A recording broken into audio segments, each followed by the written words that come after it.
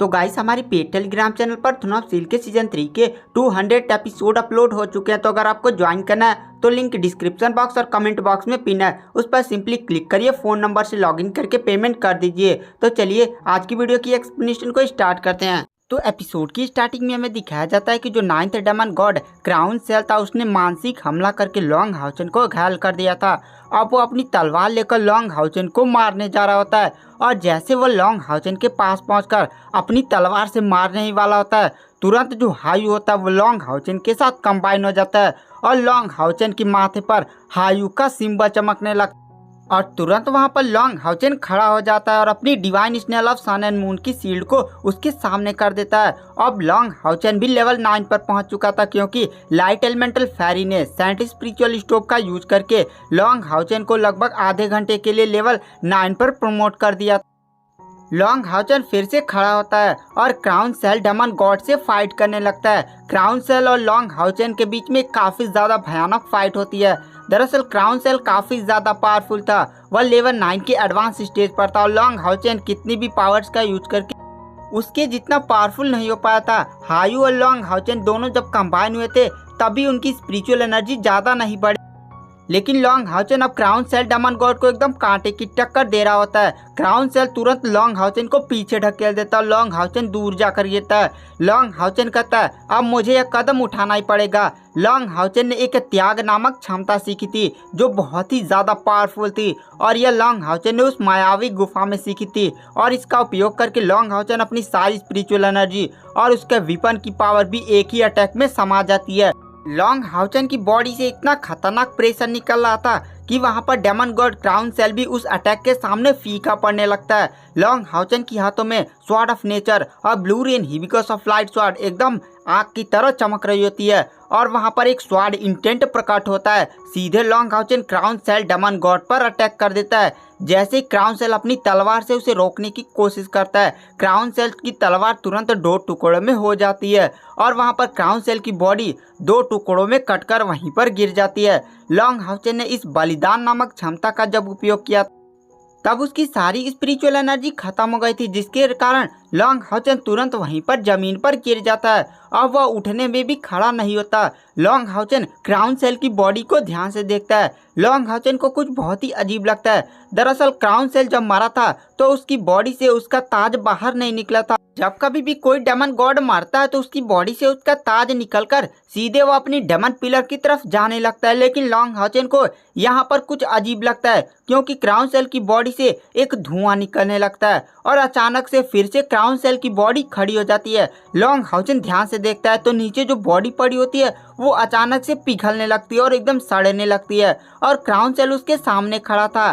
Crown cell जो था वो ज़्यादा पावरफुल इस समय नहीं लग रहा था, बस लेवल 7 पर था, लेकिन इस समय लॉन्ग हाउचन बहुत ही ज़्यादा कमज़ोर था। इस समय कोई लॉन्ग हाउचन को लेवल 6 वाला भी मार सकता था और वहाँ पर क्राउन सेल लॉन्ग हाउचन को देखकर जोर जोर से हंसने लगता है और कहता है तुम जानते हो यह सब क्या है, चलो मैं तुम्हें बताता हूँ।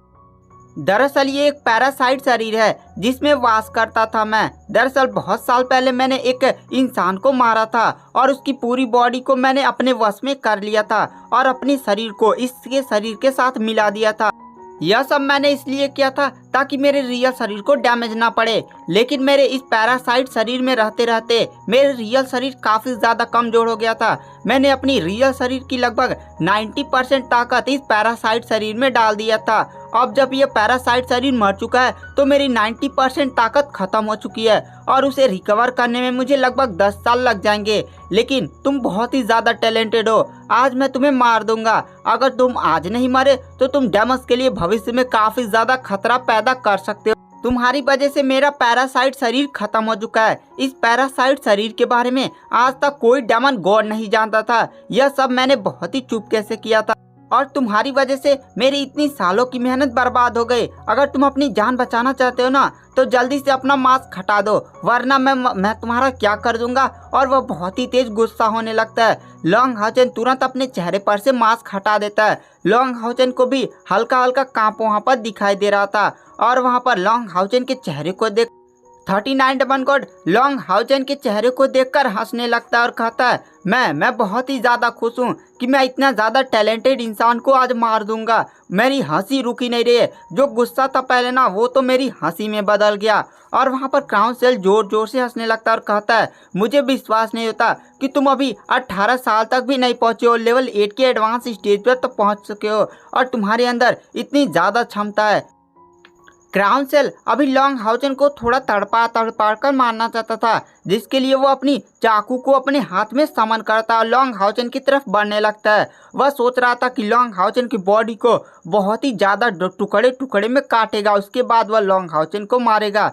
और जैसे ही वह लॉन्ग हाउचेन को मारने ही वाला होता है, लॉन्ग हाउचेन की बॉडी में एक अजीब सा सेंसेशन होने लगता है और लॉन्ग हाउचेन के हाथ में जो स्वॉर्ड ऑफ नेचर थी उसके अंदर से एक भयानक ऑरा निकलने लगता है और अचानक से वह ऑरा एक लाइट बीम में कन्वर्ट हो जाता है और सीधे जाकर क्राउन सेल के माथे को छेद कर देता है और क्राउन सेल वहीं पर मारा जाता है और उसकी बॉडी वहीं पर 2 टुकड़ों में कटकर गिर जाती है। दरअसल यहाँ पर यह हुआ था कि जब लॉन्ग हाउचेन असैसियन टेम्पल से निकल रहा था तब कायर के दादाजी ने ओल्ड सैंग्यू ने लॉन्ग हाउचेन को एक होली ट्रेजर दिया था। उस होली ट्रेजर का काम यह था कि लॉन्ग हाउचेन की यह पूरी स्पिरिचुअल एनर्जी को बढ़ा सकती थी और वह कुछ पल के लिए लॉन्ग हाउचेन की लगभग सारी स्पिरिचुअल एनर्जी को वापस कर सकती थी। जब लॉन्ग हाउचेन के हाथ में स्वॉर्ड ऑफ नेचर थी तब लॉन्ग हाउचेन ने उस ट्रेजर का उपयोग किया और स्वॉर्ड ऑफ नेचर पर लगी हुई सील को हटा दिया, जिसके कारण स्वॉर्ड ऑफ नेचर अपनी पूरी क्षमताओं को प्रकट करती है।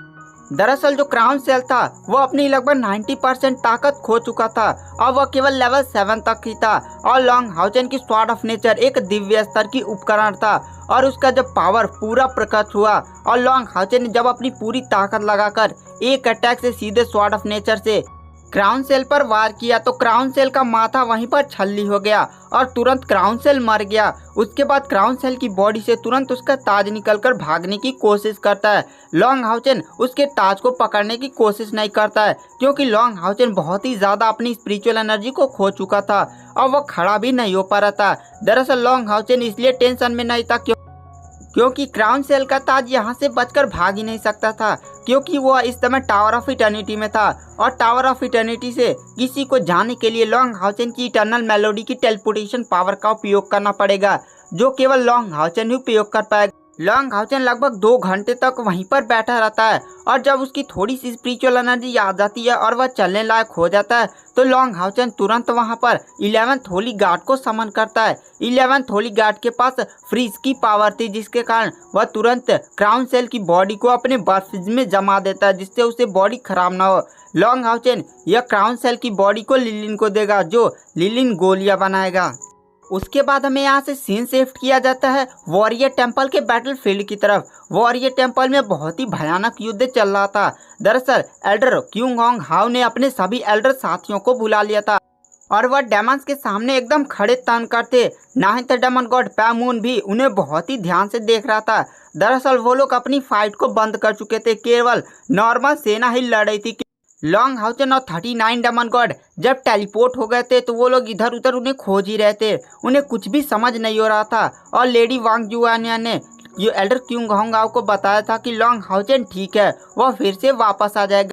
और तभी हमें दिखाया जाता है 9th डेमन गॉड पैमून देखता है कि 39 डेमन गॉड क्राउन सेल का जो डेमन पिलर था वो अपनी रोशनी खोने लगता है और उसके चारों तरफ जो ड्रैगन घूम रहा था वो फिर से शांत होने लगता है। और इस नज़ारे को देखकर सारे लोग समझ जाते हैं कि उस gold essence foundation armour night ने 39 डेमन गॉड क्राउन सेल को मार दिया है, लेकिन किसी को भी समझ में नहीं आ रहा था कि आखिर ये कैसे हो सकता है। उन्होंने खुद देखा था कि gold essence foundation armour night केवल लेवल 8 की एडवांस स्टेज पर है और उसकी स्पिरिचुअल एनर्जी भी अभी ज़्यादा नहीं होगी, वह क्राउन सेल को कैसे मार सकता है।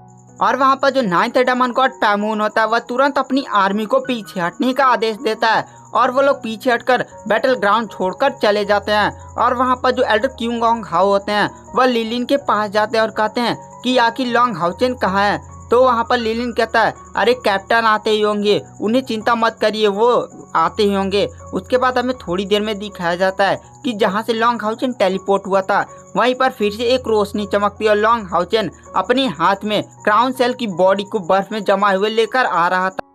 एल्डर किंग होंगाओ लॉन्ग हाउचेन के पास तुरंत पहुंचते हैं तो वहाँ पर लॉन्ग हाउचेन कहता है सेंट प्रोविजनल नाइट आपको सलाम करता है। तो वहाँ पर एल्डर क्यूंगोंग आओ कहते हैं, अरे अब इतना दिखावा मत करो, मैं तुम्हारी आवाज़ को पहचान गया। अगर मैं तुम्हारी आवाज़ को नहीं पहचानूंगा तब किसकी आवाज़ को पहचानूंगा। और तुरंत वो लॉन्ग हाउचेन के गले लग जाते हैं। दरअसल उन्हें विश्वास नहीं था कि लॉन्ग हाउचेन इतना कम समय में इतना ज़्यादा पावरफुल हो जाएगा और वह एक डेमन गॉड को मारने की क्षमता रखता है। उसके बाद वहाँ पर लॉन्ग हाउचेन तुरंत क्राउन सेल की बॉडी को लिलिन को दे देता है। और वहाँ पर जो एल्डर क्यूंगोंग हाउ होते हैं वो लॉन्ग हाउचेन से कहते हैं, चलो वॉरियर टेम्पल में तुम्हारा स्वागत होगा। और वैसे मैं तुम्हें बताना चाहता, मैं तुम्हें वहाँ सम्मान समारोह में भी आमंत्रित करूंगा और तुम्हें बहुत सारे पुरस्कार भी दूंगा। उसके बाद लॉन्ग हाउचेन उनके साथ वॉरियर टेम्पल में चला जाता है। लॉन्ग हाउचेन लगभग 7 दिनों तक वॉरियर टेम्पल में कल्टीवेशन करता है, तब जाकर उसकी पूरी स्पिरिचुअल एनर्जी कहीं रिकवर होती है, क्योंकि लॉन्ग हाउचेन ने 2 बहुत ही खतरनाक क्षमता का उपयोग करके क्राउन सेल डेमन गॉड को मारा था। उसके बाद लॉन्ग हाउचेन को वॉरियर टेम्पल में सम्मानित किया जाता है। उसके बाद हमें सीन शिफ्ट किया जाता है लॉन्ग हाउचेन की तरफ, जो टेबल पर बैठकर खाना खा रहा होता है। और वहाँ पर एल्डर क्यूंगोंग हाउ और लॉन्ग हाउचेन की टीम होती है। एल्डर क्यूंगोंग हाउ कहते हैं, मैं तुमसे बहुत ही ज़्यादा खुश हूँ, इसीलिए मैं तुम्हें 5 लाख क्रेडिट पॉइंट्स दे देता हूँ। वैसे जो तुमने हमारे लिए किया है ना वो बहुत ही ज़्यादा है, और तुमने तो एक डेमन गॉड को मारा है जो 39 रैंक रखता है। और तुम चिंता मत करो लॉन्ग हाउचेन, मैं इसके बारे में स्वयं जाकर टेम्पल ऑफ अलायंस को बताऊंगा और तुम्हें बहुत ही अच्छा एक इनाम भी मिलेगा। लॉन्ग हाउचेन अपने एक बार क्रेडिट टाइल्स को निकालता है, उस पर नंबर देखकर लॉन्ग हाउचेन काफ़ी ज़्यादा खुश हो जाता है। लगभग उसने 80 लाख क्रेडिट पॉइंट्स इकट्ठा हो चुके थे। लॉन्ग हाउचेन का अब कोई भी खुशी का ठिकाना नहीं था। अब लॉन्ग हाउचेन स्पिरिचुअल टेम्पल की तरफ जाने का इरादा बनाता है। लॉन्ग हाउचेन अब स्पिरिचुअल टेम्पल में जाकर चेनिंगर को लेगा, फिर मेज टेम्पल की तरफ बढ़कर सीमा जियान को साथ लेगा। लॉन्ग हाउचेन को तभी पता चलता है कि हान्यू का इवोल्यूशन होने वाला है। हान्यू का 6वां सिर अभी इवॉल्व नहीं हुआ था और हान्यू लॉन्ग हाउचेन से मदद मांगता है और अपनी पूरे लॉन्ग हाउचेन की टीम भी हायू की मदद के लिए तैयार हो जाती है। उसके बाद हमें कल सुबह का सीन दिखाया जाता है जहाँ पर सारे लोग तैयार थे हायू के 6ठे सिर के इवोल्यूशन के लिए। तो चलिए आज की वीडियो की यहीं पर ख़त्म कर गाइस, आपको डिस्क्रिप्शन बॉक्स में एक मेरे दोस्त का चैनल का लिंक मिल जाएगा। वह स्केटिंग का वीडियो डालता है, तो आप वहां पर जाकर चेकआउट कर सकते हैं। उसका लिंक आपको डिस्क्रिप्शन बॉक्स में मिल जाएगा। तो चलिए आज की वीडियो की एक्सप्लेनेशन को यहीं पर एंड कर देते हैं। Thank you, bye bye.